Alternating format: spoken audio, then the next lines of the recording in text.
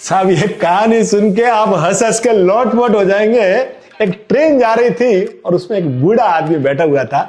इतने में 10-12 लड़के चढ़ते। अब लड़के हैं तो लड़ने का उनका स्वभाव तो रहेगा।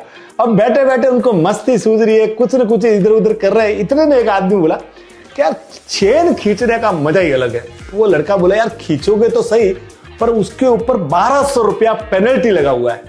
तो एक बोला यार तेरे पास कितना है? एक ने बोला मेरे पास 100 है, कोई बोला 50, कोई बोला 200, कुल मिला के 1200 रुपये हो गए। हाँ, बोले यार 1200 रुपये दे देंगे और चैन खींचने का मजा लेते हैं। इतने में एक कलाकार बोला कि देखो हम सब बैठे, वो अकेला बूढ़ा बैठा है, तो हम सब बोल देंगे कि उस बूढ़े ने खींची। अब ये बात जब बूढ़ा सुनता है तो बोलता है यार तुम हमारे पीछे क्यों पड़े हो, मेरे को क्यों तकलीफ दे रहे हो, मैंने तुम्हारा क्या बिगाड़ा है। अब वो कलाकार बोलता है नहीं नहीं नहीं, तुमको ही हम मजा लेंगे।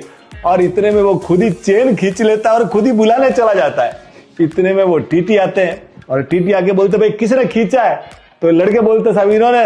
बूढ़े को पूछता, बोले हाँ साहब मैंने ही खींचा। बोले क्यों खींचा महाराज?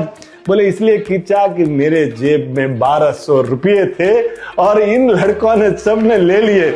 मुझे मेरे 1200 दिलाओ और आप जो गाड़ी चलाओ। और जैसे उनके जेब चेक किए गए पूरे 1200 मिले तो टीटी ने उनके 1200 रुपये दिलवाए और उनको अगले स्टेशन पे उतारा। उन लड़कों को जब लेके जा रहे थे तो बूढ़े बाबा खिड़की से बैठ के ऐसे दाढ़ी पे हाथ फेरते फिरते बोले बच्चों ये बूढ़े के बाल सफेद है ना, ऐसे ही नहीं हुए।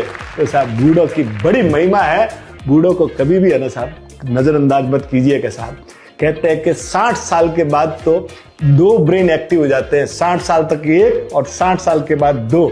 तो साहब जो जो एज बढ़ती है